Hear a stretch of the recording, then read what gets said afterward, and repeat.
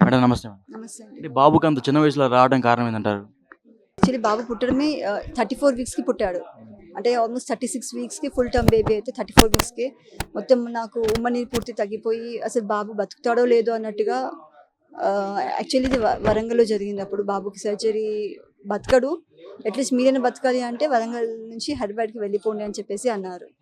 So, అప్పటికప్పుడు వరంగల్ రోహిణి హాస్పిటల్‌లో surgery చేయించుకున్నాము. బాబుకి అప్పుడు చాలా 1.5 కేజీసే పుట్టాడు బాబు అప్పుడు.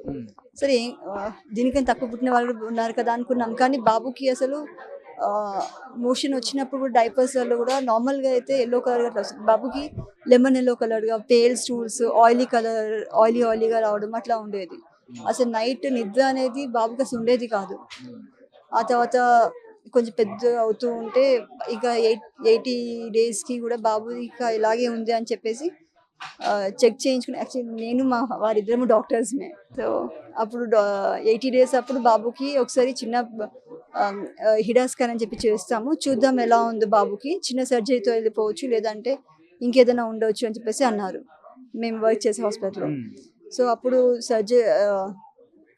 చూస్తే బాబుకి బైల్ డక్ట్ అనేది లివర్ నుంచి ఈహెచ్‌బీ అని ఒక డయాగ్నోసిస్ టెస్ట్. ఇంటెస్టైన్స్‌కి వచ్చేసి పైపే కనిపించట్లేదు మీ బాబుది. సో, దాని కోసం చిన్న ప్రొసీజర్ ఒక స్టంట్ లాగా వేస్తాము. ఆ తర్వాత ఒక 2 ఇయర్స్‌కి మళ్ళీ లివర్ ట్రాన్స్‌ప్లాంటేషన్ చేస్తాము అని చెప్పేసి అన్నారు.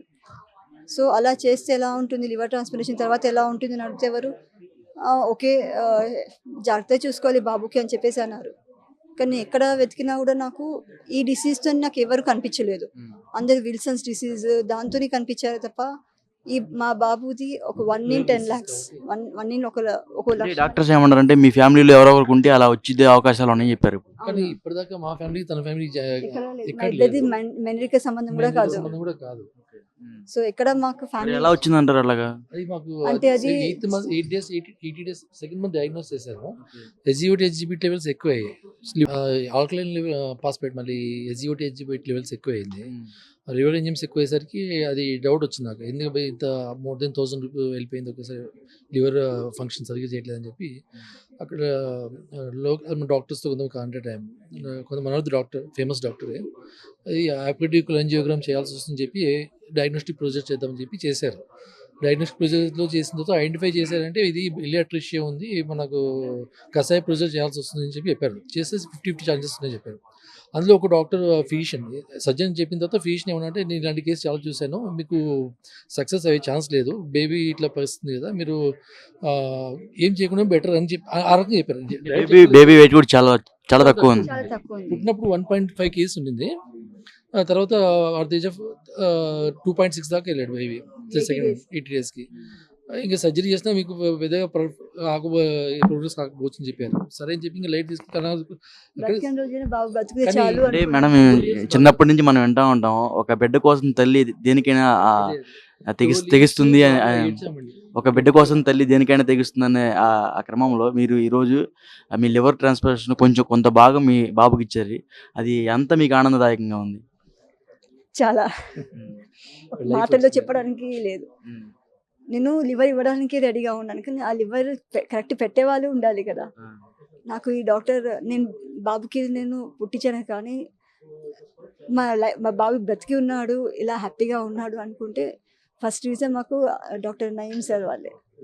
అసలు అది చాలా పెయిన్. అంటే అసలు బాబు పుట్టాక మళ్ళీ మాకు వేరే బేబీ అన్న కూడా భయమైంది మాకు. హెరిడిటీగా వచ్చింది అన్నప్పుడు. సో, మళ్ళీ బేబీకి ఇలాగే వస్తే మళ్ళీ ఇంకో బేబీకి పుట్టించి మళ్ళీ ఇంత ప్రాబ్లమ్స్. సో, నాకు దెబ్బ తగిలితే నేను ఏడ్చేసి ఊరుకుంటాను. కానీ నా ముందు నా పిల్లలు ఏడుస్తూ ఉంటే అది చాలా హారిబుల్‌గా ఉంటుంది. సో, ఆ తర్వాత మళ్ళీ బై గాడ్స్ గ్రేస్ మాకు ఇంకో పాప హెల్తీగా పుట్టింది. అసలు ఒక్కటి అని కాదు సార్. అది చాలా ప్రతి ఒక్క నైట్ మాకు చాలా హారిబుల్. అసలు నైట్ నిద్ర అనేది ఉండేది కాదు బాబుకి ఒకసారి. ఒక్కొక్క మూమెంట్‌లో బాబు ఇలాగే బతికితే చాలు అనుకున్నాం. కానీ ఒక్కొక్కసారి వాడు నైట్ నిద్ర ఉండేది కాదు. తల ఇలా కొట్టుకునేవాడు. అది చూస్తూ ఉంటే బాబుకి యుతాన్సే చేయిద్దామా అనుకునే స్టేజ్ కూడా వెళ్ళాము మేమైతే.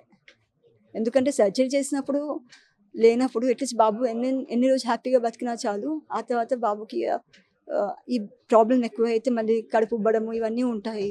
సో, అవన్నీ నేను మా బాబుకి చూడలేను. సో, యుతాన్సియాకి వెళ్దామా అనుకున్నాం. కానీ ఆ మూమెంట్లో అసలు ఒక గాడ్ లాగా వచ్చారు నాకు సార్. ఒక్క హాస్పిటల్ అని కాదు, ప్రతి ఒక్క హాస్పిటల్. సో నేను అపోలోలో చేశాను, అన్ని ప్రతి ఒక్క హాస్పిటల్ ప్రతి ఒక్క డాక్టర్ దగ్గర వెళ్ళి కలిసాం. సో 5 years తర్వాత ఎలా ఉంటుందో తెలియదు, 5 years వరకు అయితే పర్లేదు, 1 year జాగ్రత్తగా చూసుకోవాలని చెప్పేసి అన్నారు. అసలు అంత అష్యూరెన్స్ లేని లైఫ్, లివర్ సర్జరీ చేసి మళ్ళీ బాబుకి 5 years మళ్ళీ బతికిచ్చి ప్రాబ్లం ఇవ్వడం ఎందుకు అనుకున్నాం మేము యాక్చువల్లీ. కానీ ఈ సర్జరీకి వచ్చాక 80% ఛాన్సెస్ ఉంటాయి, మీ బాబు మళ్ళీ నార్మల్గా బతుకుతాడు, మళ్ళీ అందరిలాగానే ఉంటాడు మీ బాబు అని చెప్పేసి ఒక్కసారి అన్నారు. సో దానికి మీరు ఆ సార్కి బాగా రుణపడిపోయి ఉంటారేమో. నిజం సార్, అది మాత్రం నిజం. దేవుని దేవల్ల మాకు దేవుడు సార్ దేవులాగా పడ్డాడు సార్. అప్పుడు నాకు ఒక 1/3 లివర్ పూర్తి లివర్ ఇవ్వడానికి నేను రెడీగా ఉన్నాను మా బాబు కోసం. ఇంకోటి, ఇది ఇలాంటి ప్రాబ్లం ఇంకెవరు ఫేస్ అయినా కూడా ఇది ఒక మెసేజ్ అవ్వాలి, అందుకని మేము ముందుకు వచ్చాం. ఎందుకంటే ఈ సర్జరీ ఇక్కడ ఇంకెవరు చేయలేదు తెలంగాణ మొత్తంలో, ఇంత సక్సెస్ఫుల్గా ఎవరు చేయలేదు. ఇప్పుడు నేను ఒక 10 years సర్జరీ అయిన 10 years వాళ్ళతో కలిసాను, సర్జరీ అయిన 1 year వాళ్ళతో కలిసాను, ఒక్కొక్కరిని కలుసుకుంటూ వచ్చాను. కానీ ఎవరు కూడా ఇప్పుడు నా బాబు ఉన్నంత హ్యాపీగా అయితే లేరు. అంటే ఇప్పటికి మెడిసిన్స్ వేసుకుంటాడు వాడు, కానీ ఎవరు ఎప్పుడు ఎలా ఎమర్జెన్సీ హాస్పిటల్కి వెళ్ళాల్సి ఉందో తెలియట్లేదు. కానీ నా బాబుకి అలా లేదు, వాడు నార్మల్గా అన్నీ ఆడుకుంటున్నాడు. యాక్చువల్ మాస్క్ పెట్టుకోవాలి అది ఇది అంట 6 months, కానీ వాడు 6 monthsకి వాడు స్కూల్కి వెళ్ళడమే కాదు, స్విమ్మింగ్కి వెళ్తున్నాడు, బ్యాడ్మింటన్ చేస్తున్నాడు, చెస్ ఆడుతున్నాడు, రూబీ క్యూబ్స్ అన్నీ చేస్తున్నాడు. ముందు బాబుకి ఒక మూలం కూర్చోబెట్టేసి రూబీ క్యూబ్స్ ఇచ్చేవాళ్ళం మేము. సో అలా వాడు ఎవరితో కలవకుండా అలా ఉండేది, కానీ ఇప్పుడు అందరితో వెళ్ళి కలుస్తున్నాడు. సో ఇది నాలాగా మేము ఎలా సఫర్ అయ్యామో అలా ఇంకొకరు సఫర్ అవ్వద్దు, ఇది దానికోసమని మేము ముందుకు వచ్చాం. ఫస్ట్ డాక్టర్కి చాలా థ్యాంక్స్, వాళ్ళ టీం ఒక్కొక్కటి అసలు మా బాబుకి ఒక రోజైతే ఆక్సిజన్ సాచురేషన్ 34కి దిగిపోయింది. యాక్చువల్లీ 94 వరకు ఉంటేనే అలారం సార్, 94 తర్వాత. కానీ వీడు అసలు ఇక్కడ ఎక్కుతూ ఉంటేనే బేబీకి తీసుకొచ్చే వరకు కూడా ప్యాన్ న్యూమోథెరాక్స్ అని ఇమీడియట్లీ మెడిసిన్ డ్రైన్ ట్యూబ్ వల్ల ట్యూబ్ తీశారు. దానివల్ల ఏమో సర్జరీ తర్వాత పోస్ట్ సర్జరీ ప్యాన్ న్యూమోథెరాక్స్ స్టార్ట్ అయింది.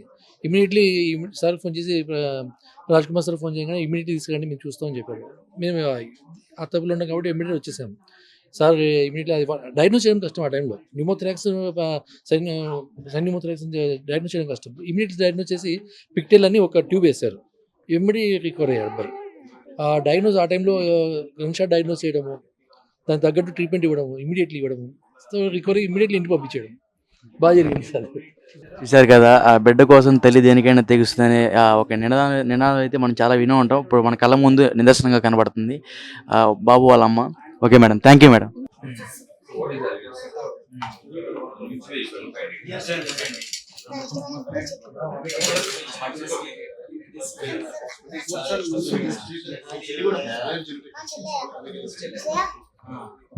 Basically, he is very fit.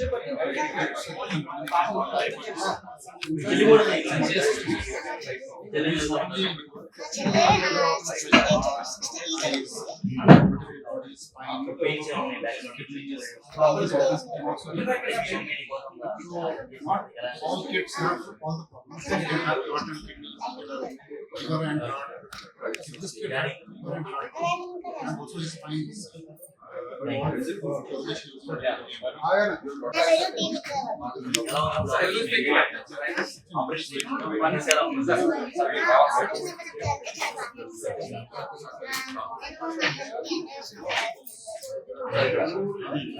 ఇక్కడ పెడుతున్నా ఎవరో చిన్న ఉన్నారు నేను తీసేసుకున్నాను ఇక్కడ ఉంచాను.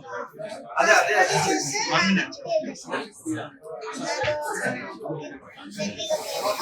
సార్ అక్కడ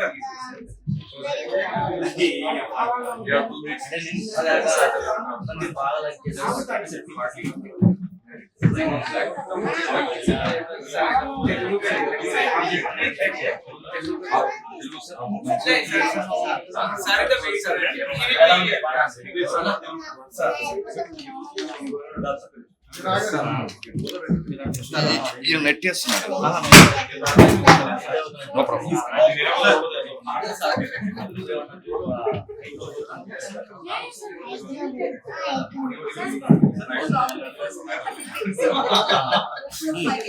Yes, sir.